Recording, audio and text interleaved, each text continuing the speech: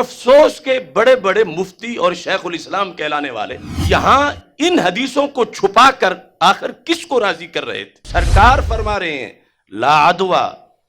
تو ہمیں تو کروڑوں بار فضاؤں میں اڑتا ہوا کرونا نظر بھی آئے گا تو پھر بھی لا عدوا پر ایمان رکھیں گے۔ کچھ وہ ہیں کہ جن کے جرم کی وجہ سے انہیں کرونا لگے گا، لیکن امت مسلمہ کے لیے جو بالعموم ہے وہ عذاب نہیں ہوگا بلکہ رحمت ہوگی، کہ جس نے اس پر دین چھپایا ہے ہم اس کو ڈیبیٹ کی دعوت دیتے ہیں۔ یہ طاہر القادری کو میں کہہ رہا ہوں، اور اگر تقی عثمانی بولا ہے تو میں اسے بھی خطاب کر رہا ہوں۔ سب کچھ ہی بند کر دو تو کل انہیں روٹی کون کھلائے گا؟ آج پتا چلے مندر والوں کا اور مسجد والوں کا فرق کیا ہے۔ یہ ناداں گر گئے سجدے میں جب وقت قیام آیا۔ اللہ اکبر، اللہ اکبر، اللہ اکبر، لبیک لبیک لبیک یا رسول اللہ صلی اللہ علیہ وسلم۔ الحمد للہ رب العالمین الذی قیل فی شأنہ وإذا مرضت فهو یشفین، والصلاة والسلام على خاتم المرسلین سید الاولین والآخرین وعلى آلہ واصحابہ اجمعین، اما بعد فاعوذ باللہ من الشیطان الرجیم، بسم اللہ الرحمن الرحیم۔ وَإِن مِّن شَيْءٍ إِلَّا عِندَنَا خَزَائِنُهُ وَمَا نُنَزِّلُهُ إِلَّا بِقَدَرٍ مَّعْلُومٍ۔ صدق اللہ العظیم وصدق رسولہ النبی الکریم الامین۔ ان اللہ وملائکتہ یصلون علی النبی یا ایہا الذین آمنوا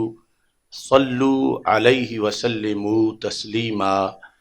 الصلاۃ والسلام علیک یا سیدی یا رسول اللہ وعلی آلک واصحابک یا حبیب اللہ۔ الصلاۃ والسلام علیک یا سیدی یا خاتم النبیین وعلی آلک واصحابک یا اول النبیین ویا آخر النبیین۔ مولاي صل وسلم دائما ابدا على حبیبک خیر الخلق كلهم، منزہ عن شریک فی محاسنہ فجوہر الحسن فیہ غیر منقاسم، محمد تاج رسل اللہ قاطبۃ، محمد صادق الاقوال والکلم، محمد ذکرہ روح لانفسنا، محمد شکرہ فرد علی الامم۔ رب صل وسلم دائما ابدا علی حبیبک خیر الخلق کلہم۔ اے خاصۂ خاصان رسل، وقت دعا ہے، امت پہ تیری آ کے عجب وقت پڑا ہے۔ وہ دین جو بڑی شان سے نکلا تھا وطن سے، پردیس میں آ جا کے غریب الغربا ہے۔ وہ دین ہوئی بزم جہاں جس سے چراغاں، اب اس کی مجالس میں نہ بتی ہے نہ دیا ہے۔ اللہ تبارک و تعالی جل جلالہ وعم نوالہ واتم برہانہ وعظم شانہ وجل ذکرہ وعز اسمہ کی حمد و ثناء، اور حضور سرور کائنات، مفخر موجودات، زینت بزم کائنات، دستگیر جہاں، غم گسار زماں، سید سروراں، حامی بے کساں، قائد المرسلین خاتم النبیین، احمد مجتبیٰ جناب محمد مصطفیٰ صلی اللہ علیہ وآلہ واصحابہ وبارک وسلم کے دربار گوہربار میں ہدیہ درود و سلام عرض کرنے کے بعد،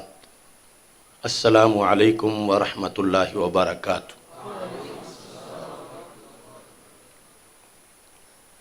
رب ذوالجلال کے فضل اور توفیق سے تحریک لبیک یا رسول اللہ صلی اللہ علیہ وسلم اور تحریک صراط مستقیم کے زیر اہتمام مرکز صراط مستقیم میں اینٹی کرونا سیمینار میں ہم سب کو شرکت کی سعادت حاصل ہو رہی ہے۔ میری دعا ہے خالق کائنات جل جلالہ کرونا کی آفت سے، کرونا کی وبا سے تمام امت مسلمہ کو محفوظ فرمائے، ساری کائنات کے لوگوں کا بھلا فرمائے، اور رب ذوالجلال جو لوگ مبتلا ہو چکے ہیں ان کو شفا عطا فرمائے، اور جو اس سے بچے ہوئے ہیں اللہ انہیں ہمیشہ اپنی طرف سے عافیت اور سلامتی عطا فرمائے۔ آفت کے آنے پر سب سے اہم کام اللہ کی طرف رجوع کرنا ہے اور رسول پاک صلی اللہ علیہ وسلم کی تعلیمات سے ہدایت حاصل کرنا ہے، چونکہ خالق کائنات جل جلالہ کے امر کن کے سوا کچھ بھی نہیں ہو سکتا، اور اس نے ہمیں جو قرآن عطا کیا ہے وہ قیامت تک کے مسائل کا حل ہے، اور سید عالم نور مجسم شفیع معظم صلی اللہ علیہ وسلم چونکہ تاجدار ختم نبوت صلی اللہ علیہ وسلم ہیں، تو آپ نے ہمیں کائنات کے تمام مسائل جو بھی قیامت تک پیش آنے تھے ان پر آگاہ فرمایا ہے، مشکل کا حل بتایا ہے، فتنوں سے نجات کا طریقہ دیا ہے،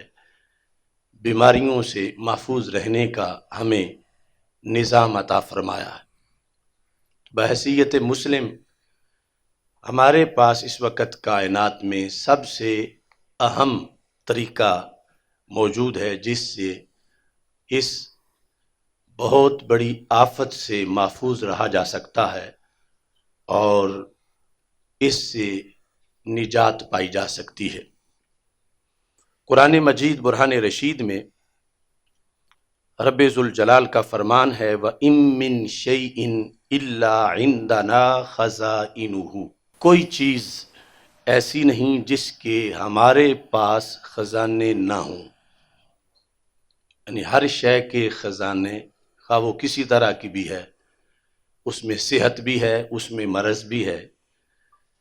اس میں خوشی بھی ہے، اس میں غم بھی ہے، پر سب چیزوں کے خزانے ہمارے پاس ہیں۔ وَمَا نُنَزِّلُهُ إِلَّا بِقَدَرٍ مَعْلُوم،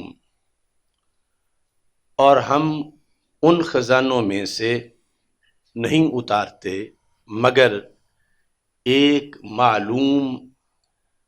انداز سے۔ تو رب ذوالجلال کے ہاں بیماریوں کو بھیجنے کے لحاظ سے اور بیماریوں کو اٹھانے کے لحاظ سے کائنات کا نظام ہے، اور قرآن کہتا وَإِذَا مَرِضْتُ فَهُوَ يَشْفِينِ، بندہ یہ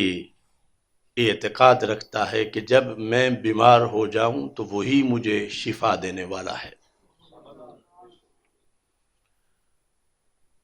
نبی اکرم نور مجسم شفیع معظم صلی اللہ علیہ وسلم کے جہاں دیگر ان گنت اوصاف و کمالات ہیں، وہاں آپ کے مقدس اسماء میں سے مشکلیں ٹالنے والی ذات، آفات و مصائب سے نجات دینے والی ذات، یہ آپ کے طے شدہ القاب ہیں، اور آپ نے فرمایا ہے کہ قیامت تک اگر کوئی شخص مسجد سے ایک تنکا بھی اٹھا کے باہر پھینکے گا، حدیث صحیح بخاری کے مطابق، تو وہ بھی میری نگاہ سے غائب نہیں ہوگا حیاتی خیر لکم و وفاتی خیر لکم، یہ موجم اوسط میں جو الفاظ ہیں اس میں یہ ہے کہ ما رأیت من خیر حمدت اللہ، قیامت تک تمہارا ہر کام میرے سامنے ہوگا، جب تم اچھا کام کرو گے تو میں اللہ کی تعریف کروں گا۔ وما رأیت من شر استغفر لکم، اگر تمہارا کوئی نازیبا کام میں نے دیکھا تو تمہارے لیے اللہ تعالیٰ سے استغفار کروں گا۔ تو ہم مسلمان اللہ اور اللہ کے رسول صلی اللہ علیہ وسلم کی مرضی کے تابع ہیں، اور حیات اور موت کے تمام تر معاملات میں، صحت اور مرض کے تمام تر احکام میں، دنیا اور آخرت کے تمام تر نظریات میں ہم اپنی عقل کے تابع نہیں بلکہ شریعت کے حکم کے تابع ہیں۔ لمحہ موجود میں ہم یہ جو اینٹی کرونا پروگرام کر رہے ہیں، اس کا مقصد شرعی رہنمائی ہے، اور کرونا کی آفت اور اس کے وبا کے لحاظ سے جو پوری دنیا کے اندر ایک ہلچل مچی ہوئی ہے اور بہت زیادہ خوف و ہراس پایا جا رہا ہے، ایسے عالم میں جو انسانیت کی صحیح ترین رہنمائی ہے اور تحفظ ہے، یقیناً اس کا پیغام قرآن مجید، برہان رشید اور سنت مصطفیٰ صلی اللہ علیہ وسلم میں ہی موجود ہے۔ اسلام احتیاط کا حکم دیتا ہے، پرہیز کرنا بیماری سے، اور جو دوائی کا استعمال ہے، یہ ساری چیزیں اسلام میں موجود ہیں۔ پرہیز کے لحاظ سے، احتیاطی تدابیر کے لحاظ سے کسی کو روکنا یہ ہمارا مقصد نہیں۔ احتیاطی تدابیر اور پرہیز یہ خود شریعت مصطفیٰ صلی اللہ علیہ وسلم کا ایک حصہ ہے، لیکن ان احتیاطی تدابیر کا ایک دائرہ کار ہے جہاں تک شریعت ہمیں اجازت دیتی ہے، اور اگر کہیں ایسی احتیاطی تدابیر ہوں کہ جن کا بالآخر نقصان فائدے سے زیادہ ہو، تو پھر شریعت ان احتیاطی تدابیر کو جائز قرار نہیں دیتی۔ یہ ایسی احتیاطی تدابیر جس سے اسلام کا جو تشخص ہے اور اسلامی تعلیمات کے لحاظ سے جس بیس پر اسلام کی نشو و نما ہے اس میں خلل آتا ہو، تو پھر احتیاطی تدابیر کا دائرہ محدود کیا جاتا ہے۔ یقیناً دوائی لینا، پرہیز کرنا یہ تقدیر کے منافی نہیں، مگر یہ رستہ ایسا ہے کہ جہاں رسول پاک صلی اللہ علیہ وسلم کی دی ہوئی تعلیمات کے مطابق بہت سے ایسے مراحل ہیں جہاں سے تقدیر کی خلاف ورزی ہو جاتی ہے، اور پھر وہ مسئلہ تقدیر ایمان کا وہ شعبہ ہے کہ مسلم شریف میں ہے، حضرت عبداللہ بن عمر رضی اللہ تعالی عنہ نے قدریہ کے بارے میں کہا، ابھی صحابی زندہ تھے تو قدریہ فرقہ پیدا ہو گیا بصرہ میں، فرمایا کہ یہ جو تقدیر کے منکر لوگ ہیں بصرہ میں جو پیدا ہوئے، کلمہ گو تھے، قرآن و سنت کا درس دیتے تھے، فرمایا لو ان لأحدہم مثل مل الارض ذهبا ما قبل اللہ حتى یؤمن بالقدر، کہ اگر قیامت کے دن یہ ساری زمین سونے کی بھری ہوئی بطور فرض اللہ کو پیش کرے، صرف ایک بندہ اپنی غلطی کا کفارہ کہ رب جو میں نے تقدیر کے مسئلے میں غلطی کی تھی وہ مجھے بخش دے اور یہ سارا سونا قبول کر لے، یہ میں فدیہ دے رہا ہوں، تو فرمایا ما قابل اللہ، اللہ قبول نہیں کرے گا، حالانکہ یہ تو کسی کے بس میں ہی نہیں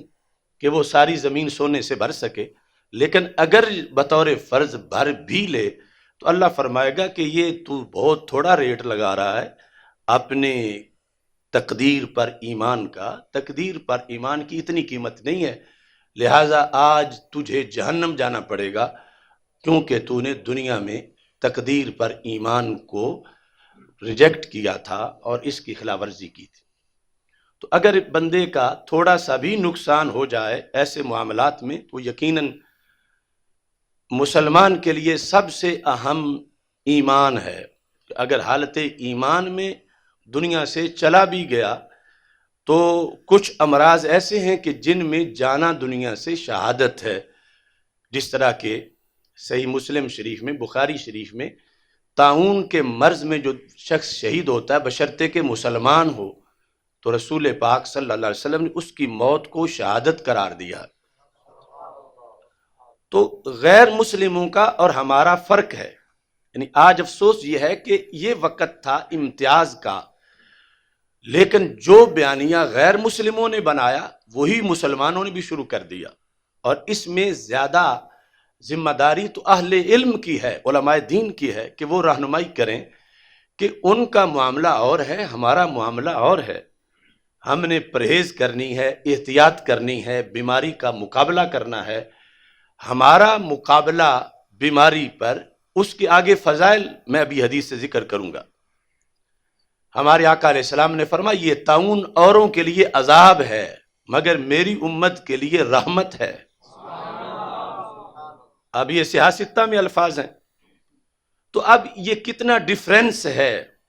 اوروں کے لحاظ سے اور ہمارے لحاظ سے، خاص ہے ترکیب میں قوم رسول ہاشمی۔ یعنی ایک طرف وہ طاعون کہ جس کا نام سن کے لوگ بھاگ جائیں، اور واقعی اس کو بنی اسرائیل کے لیے عذاب قرار دیا گیا، لیکن دوسری طرف وہی طاعون رسول پاک صلی اللہ علیہ وسلم فرمائیں کہ یہ میری امت کے لیے رحمت ہے۔ اب ہم دنیا کے کہنے پر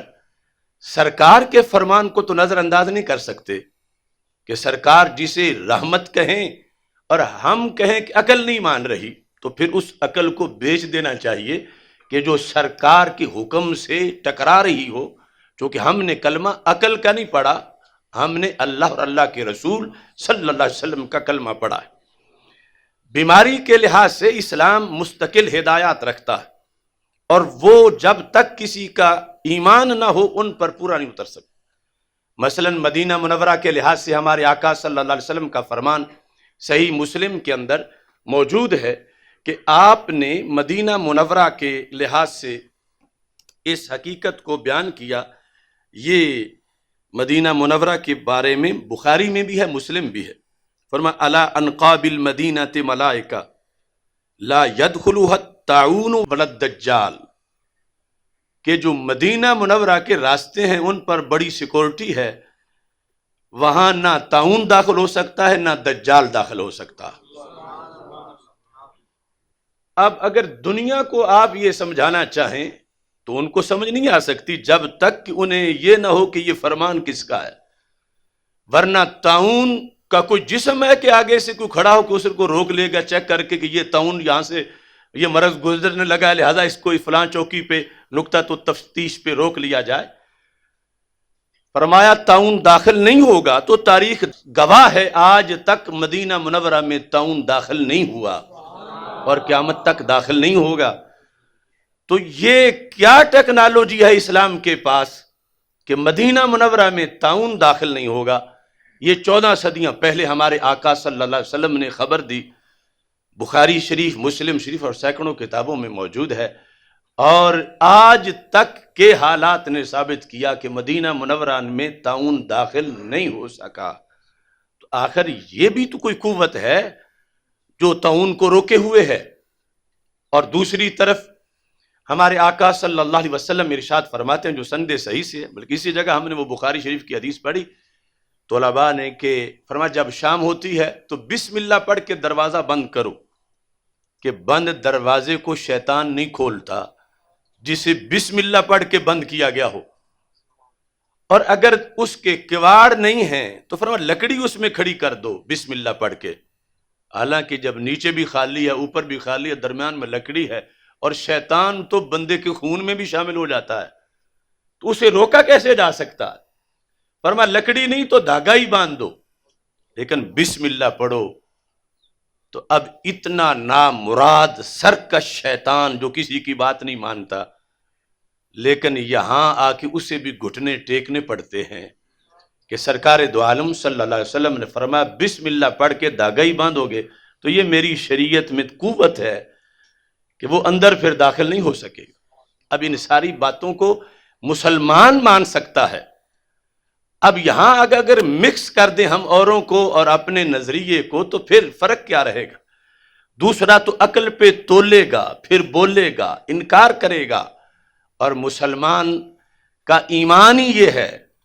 کہ ہم نے کلمہ عقل کا نہیں پڑھا، کلمہ محمد عربی صلی اللہ علیہ وسلم کا پڑھا ہے۔ جو آپ نے فرمایا وہ برحق ہے، عقل کو سمجھ آئے پھر بھی ٹھیک ہے، سمجھ نہ آئے پھر بھی زیادہ ٹھیک ہے، کیونکہ جب آئے گی تو وہ کام کرتے وقت ایک تو یہ ہے کہ یہ ہمارے آقا علیہ السلام کا حکم ہے، دوسرا یہ کہ عقل بھی یہی کہہ رہی ہے، اور جب عقل کو سمجھ نہ آئے اور پھر بھی بندہ کہ کرنا وہی ہے جو شریعت کہتی ہے، تو اب زیادہ مزہ ہے اس میں کہ ہم نے جن کا کلمہ پڑھا ہے ہم ان کے سامنے جھکے ہوئے ہیں۔ یہی وجہ ہے کہ جس وقت ہمارے آقا علیہ الصلوۃ والسلام کے لیے بکری کا گوشت جو ایک ہی بکری پکائی گئی تھی دیگچے میں موجود تھا، تو فرمایا ناولنی الذراع، مجھے بکری کی دستی پیش کرو، اگلی ٹانگ کا گوشت۔ تو پکانے والے نے پیش کیا، فرمایا ناولنی الذراع، دوبارہ مجھے بکری کی اگلی ٹانگ پیش کرو، انہوں نے پیش کی۔ آپ نے پھر فرمایا ناولنی الذراع، مجھے بکری کی اگلی ٹانگ پیش کرو۔ اب کیا کوئی کہہ سکتا ہے کہ سرکار کو یہ پتا نہیں کہ ٹانگیں بکری کی 2 ہوتی ہیں یا 3 ہوتی ہیں؟ یہ تو بچے بچے کو پتا ہے کہ ٹانگیں 2 ہی ہوتی ہیں۔ اب وہاں جس وقت مسئلہ چونکہ حل ہونا تھا، کہنے والے نے کہہ دیا محبوب ٹانگیں تو 2 ہی ہوتی ہیں بکری کی، اور میں نے وہ دونوں پیش کر دی، اب تیسری کہاں سے آئے؟ تو ہمارے آقا علیہ السلام نے فرمایا لو ناولتنی ما زلت تناولنی، اگر میرے کہنے پر تم ٹانگیں اسی سے نکالتے جاتے تو میں 10 بار کہتا تو 10 نکلتی، میں 100 بار کہتا تو 100 نکلتی۔ یعنی تمہیں یہ دیکھنا تھا کہ مانگ کون رہا ہے، تم عقل کی طرف چلے گئے کہ 2 ہوتی ہیں، تو مجھے بھی پتا ہے 2 ہوتی ہیں، لیکن اس کے باوجود اگر میں کہہ رہا ہوں تو پھر ایمان یہ ہے کہ تم نے عقل کی طرف نہیں دیکھنا، تم نے میرے حکم کی طرف دیکھنا ہے۔ یہ ہے وہ زبان جس کو سب کن کی کنجی کہیں، اس کی نافذ حکومت پہ لاکھوں سلام۔ اس بنیاد پر سید عالم نور مجسم شفیع معظم صلی اللہ علیہ وسلم کے جو احکام ہیں ان کی روشنی میں اس لمحہ موجود میں ہم اپنی ساری مشکلات کو حل کر سکتے ہیں۔ تو صحیح بخاری شریف سے میں اپنی گفتگو جو ہے اس آیہ کریمہ کی وضاحت میں شروع کر رہا ہوں۔ بخاری شریف کے مختلف ابواب ہیں، اور یہاں رسول پاک صلی اللہ علیہ وسلم کے فرامین جو کہ موجود ہیں صحت، طب، بیماری کے موضوعات پر، ان میں سے ایک حدیث شریف ہے، حدیث نمبر 5717۔ اس کو روایت کرتے ہیں حضرت ابو ہریرہ رضی اللہ تعالی عنہ، اور یہ حدیث شریف یعنی جب بخاری مسلم میں ہے، سیاستہ میں ہے، تو یہ یعنی اس کی سینکڑوں کتابوں سے تخریج ہم پیش کر سکتے ہیں کہ یہ حدیث سند صحیح سے ثابت ہے۔ اب سند صحیح سے جب حدیث ثابت ہو تو پھر یوں ہے کہ جیسے رسول پاک صلی اللہ علیہ وسلم کی مقدس زبان سے کوئی سامنے بیٹھ کے سن رہا ہے۔ یعنی سرکار کے صحابہ کے لحاظ سے تو حدیث کی صرف ایک ہی قسم تھی کہ حدیث یوں کہتی ہے جیسے قرآن کہتی ہے، ہم تک پہنچنے کے لحاظ سے پھر قسمیں بنی کہ وہ کیسی سند سے ہم تک پہنچ رہی ہے، کیا کوئی راوی کمزور ہے تو راویوں کے بنیاد پر پھر حدیث کی قسمیں بنے گی، اور جس کے راوی بھی سارے اتھینٹک ہو گئے تو پھر وہ حدیث بھی اسی لحاظ سے ہوگی۔ تو اس قدر یعنی مضبوط روات سے یہ حدیث مروی ہے، اور ایک نہیں، اس طرح کی بہت سی حدیثیں ہیں۔ صرف بخاری شریف دیکھیں تو اس کے اندر بھی موجود ہیں۔ ہمارے آقا صلی اللہ علیہ وسلم نے فرمایا لا عدوى ولا سفر ولا ہامہ. اس میں صرف جو پہلا لفظ ہے اس کی وضاحت اب ہم انشاءاللہ چند گھنٹے کریں گے کہ لا عدوى. ہمارے آقا صلی اللہ علیہ وسلم نے یہ فرمایا کہ کوئی بھی بیماری متعدی نہیں کہ ایک سے دوسرے کو لگ جائے، اڑ کے کسی کو لگ جائے، کسی بیمار سے دوسرے بیمار کی طرف چلی جائے، رب نہ چاہے اور وہ خود ہی چلی جائے اللہ کے اذن کے بغیر. فرمایا ایسی کوئی بیماری نہیں. لا عدوى کہہ کر رسول پاک صلی اللہ علیہ وسلم نے 14 صدیاں پہلے اپنے دین کے اس حکم کو بیان کیا. اب اس میں پہلے جو ہمارے مستند شارحین ہیں بخاری کے، ان کے ذریعے سے اس کی وضاحت کروں گا کہ اس کا معنی کیا ہے، اور پھر حدیث شریف میں آگے فوراً ایک صحابی نے سوال کر دیا جو دلالت کرتا ہے کہ یہی معنی صحابہ بھی سمجھ رہے تھے جو معنی ہم بیان کر رہے ہیں، کیونکہ فوراً انہوں نے جو مقابلے میں یعنی صحابہ کو اجازت تھی سمجھنے کی، تو انہوں نے آگے سے یعنی کویسچن ریز کیا کہ آپ محبوب یہ فرما رہے ہو، حالانکہ ہمارا مشاہدہ یہ ہے، ہم دیکھتے ہیں اس طرح ہوتا ہے. تو اس سلسلہ میں سب سے پہلے جو کرمانی ہے بخاری شریف کی شرح، اس سے یہ لا عدوى کا جو معنی ہے وہ میں بیان کرتا ہوں. یہ جلد نمبر 10 ہے، صفحہ نمبر 612 ہے. اس کے اندر لا عدوى کے معنی کا ذکر کیا گیا ہے. لا عدوى لا سرایۃ للمرض عن صاحبہ الی غیرہ، کہ مریض سے سرایت کر کے مرض دوسرے کی طرف نہیں جا سکتا اگر رب کا اذن نہ ہو. رب کا اذن ہوگا تو پھر سبب ہو سکتا ہے یہی بن جائے، لیکن رب کا اذن نہ ہو تو پھر ایک کا مرض دوسرے تک نہیں جا سکتا. یہ قطعی فیصلہ ہے رسول پاک صلی اللہ علیہ وسلم کا، کہ جس کو 14 صدیوں میں امت مسلمہ یوں ہی بیان کرتی آئی ہے اور سمجھتی آئی ہے. مثلا یہ ارشاد الساری شرح بخاری، اس کے اندر امام شہاب الدین قسطلانی انہوں نے بھی اس کی جو وضاحت کی جلد نمبر 8 میں صفحہ نمبر 373 پر، تو وہ یہ لکھتے ہیں اے لا سرایۃ للمرض عن صاحبہ الی غیرہ، کہ سرایت نہیں کرتا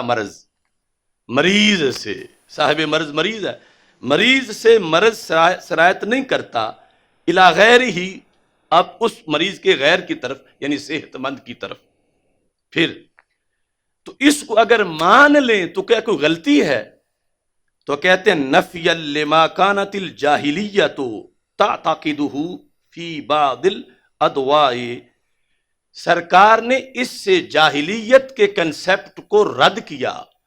کہ عہد جاہلیت میں یہ تصور تھا کہ ایک کی بیماری دوسرے کو لگ جاتی ہے. تو رسول پاک صلی اللہ علیہ وسلم نے عہد جاہلیت کے اس تصور کو ریجیکٹ کرنے کے لیے اور اسلام کی تعلیم کو اجاگر کرنے کے لیے لا عدوى کے الفاظ ارشاد فرمائے. کس لیے؟ الی غیر نفی لما کانت الجاہلیۃ تعتقدہ فی بعض الادواء انہا تعدی بطبعہا، کہ طبی طور پر خود بخود رب کے اذن کے بغیر اعداء یعنی بیماری کا متعدی ہونا یہ پایا جاتا ہے. وَهُوَ خَبْرٌ أُرِيدَ بِهِ النَّهْيُ، تو امام نے کہا کہ یہ لا عدوى ہے تو خبر یعنی جملہ خبریہ ہے، مگر مراد نہی ہے. اُرِيدَ بِهِ النَّهْيُ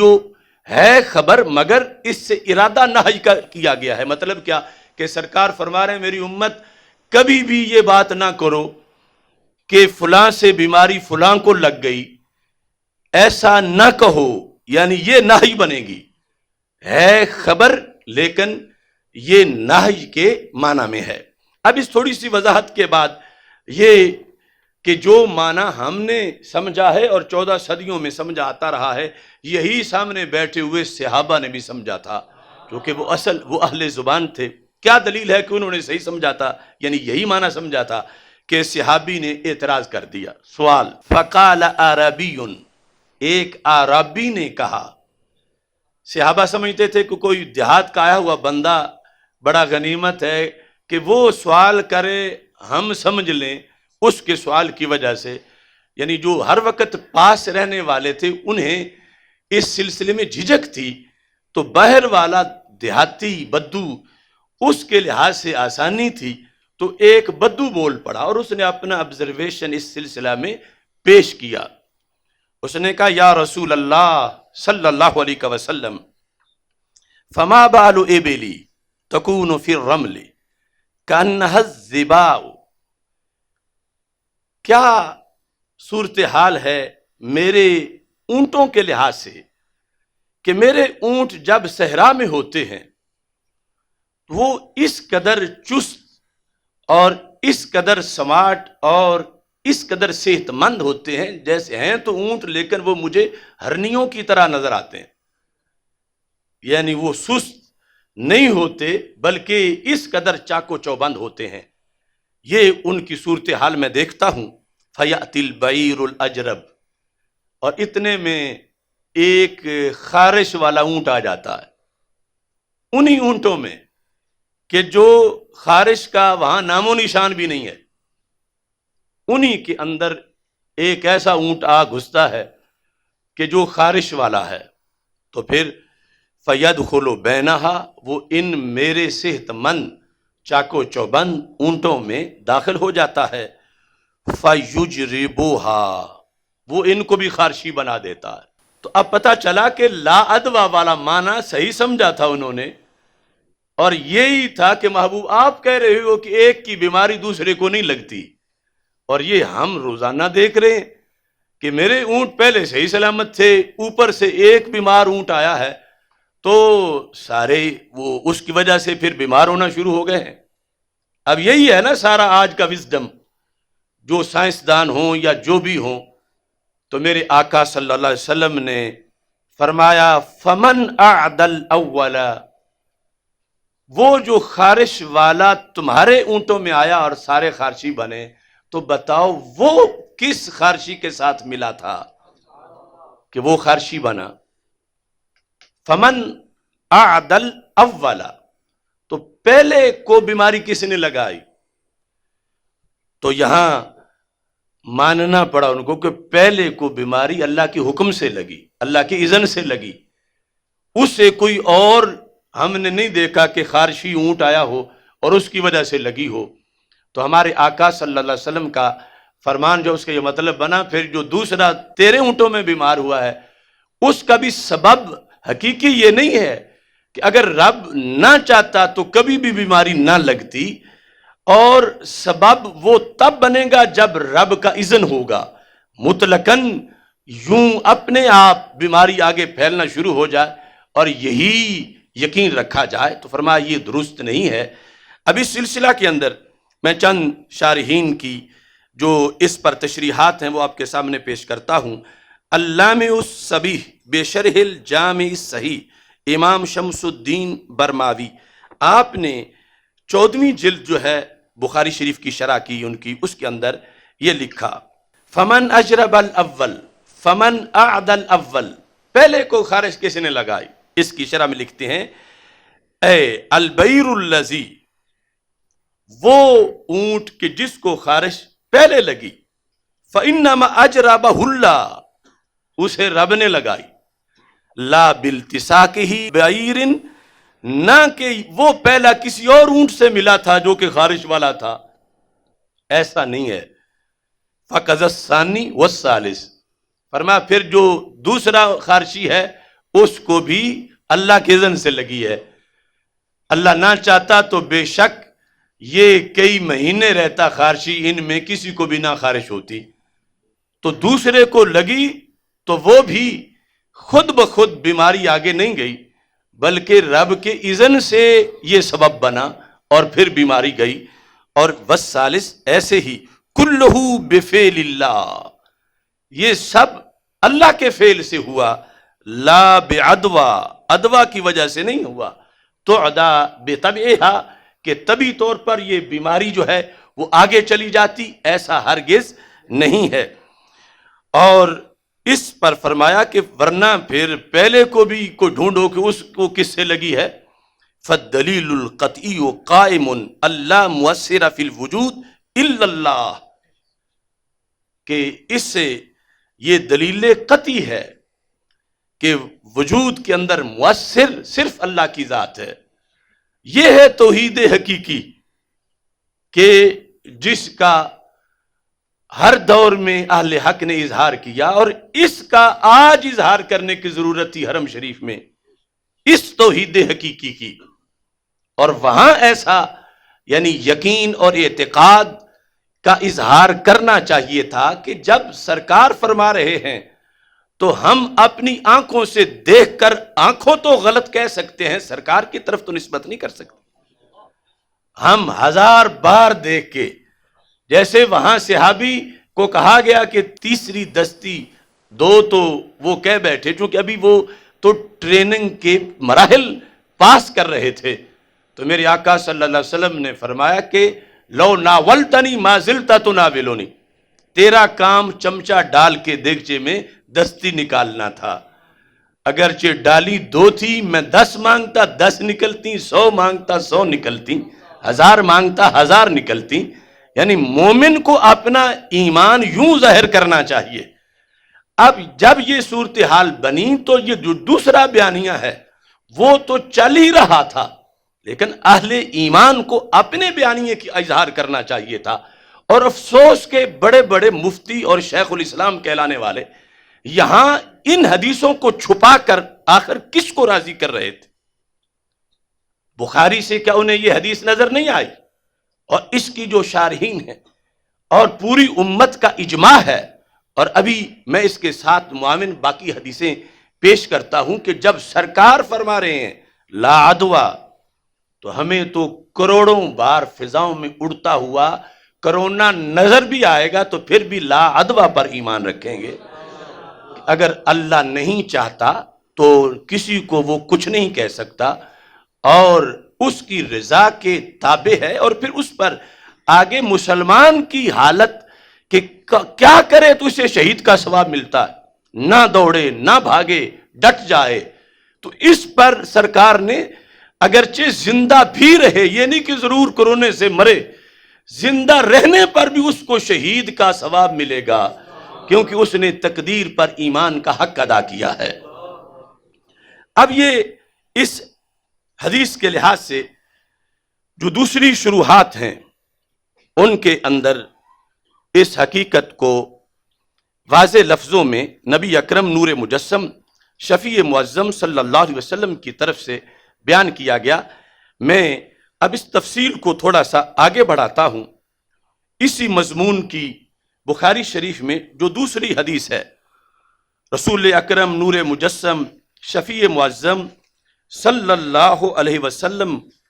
کا فرمان جو سیدہ عائشہ صدیقہ رضی اللہ تعالی عنہا روایت کرتی ہیں، حدیث نمبر 5734، اور یہ حدیث بھی یعنی سینکڑوں کتابوں میں جو اصل ماخذ ہیں ان کے اندر موجود ہے۔ اس کے اندر یہ ہے ان عائشہ زوج النبی صلی اللہ علیہ وسلم انہا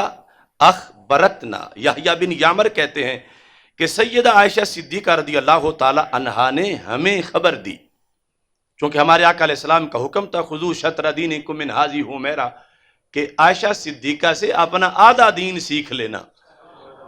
تو حضرت عائشہ صدیقہ رضی اللہ تعالی عنہا کہتی انہا سألت رسول اللہ صلی اللہ علیہ وسلم عن الطاعون، کہ انہوں نے رسول پاک صلی اللہ علیہ وسلم سے طاعون کے بارے میں سوال کیا کہ طاعون کیا چیز ہے، طاعون کو کیا سمجھنا چاہیے، طاعون کے بارے میں ہمارا نظریہ کیا ہونا چاہیے۔ اب ایک تو ہے نا طاعون کی ڈیفینیشن کہ اس کی علامتیں کیا ہوتی ہیں، یہ تو طبیب بھی بتا سکتے ہیں، رسول پاک صلی اللہ علیہ وسلم سے جو سوال تھا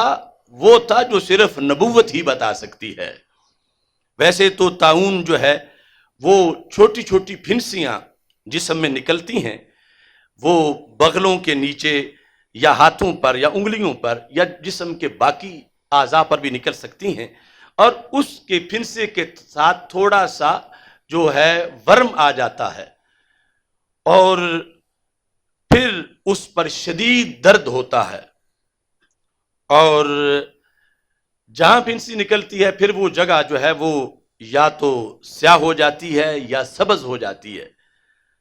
اور بعض جسموں میں وہی سرخی مائل ہو جاتی ہے، اور یہ ایک تاریخ انسانیت میں بہت مہلک مرض قرار پایا ہے کہ ایک ایک دن میں، یعنی حدیث کے اندر جو ذکر ہے 40 ہزار لوگ پہلی امتوں میں اس سے مرتے رہے۔ یعنی ابھی کرونا والا معاملہ تو یوں ہے ہی نہیں جس طرح طاعون کا پہلے کائنات میں ہو چکا ہے۔ تو رسول اکرم نور مجسم شفیع معظم صلی اللہ علیہ وسلم سے جب یہ پوچھا گیا، اب یہ صحیح بخاری ہے، سند صحیح ہے، کہ یہ طاعون کیا ہے؟ فَأَخْبَرَهَا نبی اللہ صلی اللہ علیہ وسلم، تو رسول پاک صلی اللہ علیہ وسلم نے یہ خبر دی،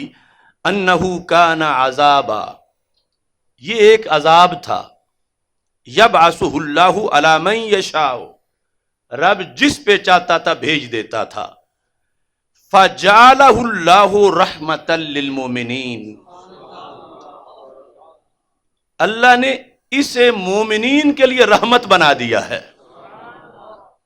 اب دوسروں کو اور مومنوں کو اکٹھا تولا کیسے جا سکتا ہے؟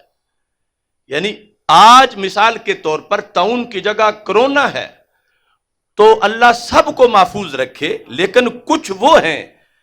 کہ جن کے جرم کی وجہ سے انہیں کرونا لگے گا کیونکہ ان کے لیے عذاب ہے، لیکن امت مسلمہ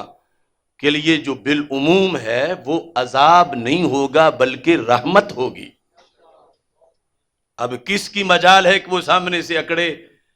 جب سرکار فرمائے طاعون جیسے مرض کو، فرمایا ان کے لیے عذاب تھا مگر میری امت کے لیے رب نے اسی کو ہی رحمت بنایا ہے، یعنی بلا وجہ اس امت کو سرداری نہیں دی گئی۔ یعنی یہ سارا فیض ہے نسبت رسول علیہ السلام کا کہ وہی چیز اوروں کے لیے عذاب ہے، مومنین کے لیے رحمت ہے۔ اب اس کا یہ مطلب نہیں کہ مومنین پر آئے گی تو مومنین کی جان نہیں نکلے گی، فوت نہیں ہوں گے، مطلب یہ ہے فرمایا فلیس من عبد یقع الطاعون فیمکث فی بلدہ صابرا، یوں رحمت ہے کہ اس کے آنے سے کتنے لوگوں کو مفت میں شہید کا ثواب مل جائے گا۔ فلیس من عبد نکرہ تحت النفی ہے، کوئی زمانہ ہو، کوئی علاقہ ہو، یا کا الطاعون، اس میں طاعون آئے، چونکہ جو دوسری طرف سے کچھ علماء نے تقریریں کی تو اس کو بھی طاعون پر ہی وہ قیاس کر رہے تھے اور احادیث چھپا بھی رہے تھے۔ تو اب میں لائیو اس لیے بات کر رہا ہوں، سب کو دعوت فکر دے رہا ہوں کہ جس نے اس پر دین چھپایا ہے ہم اس کو مناظرہ کی، ڈیبیٹ کی دعوت دیتے ہیں۔ اگر ہم چھپا رہے ہیں تو وہ ہمیں کہیں کہ کہاں سے ہم چھپا رہے ہیں، اور اگر انہوں نے چھپایا ہے تو 2 نمبری ملت سے کرنا چھوٹا جرم تو نہیں۔ یہ طاہر القادری کو میں کہہ رہا ہوں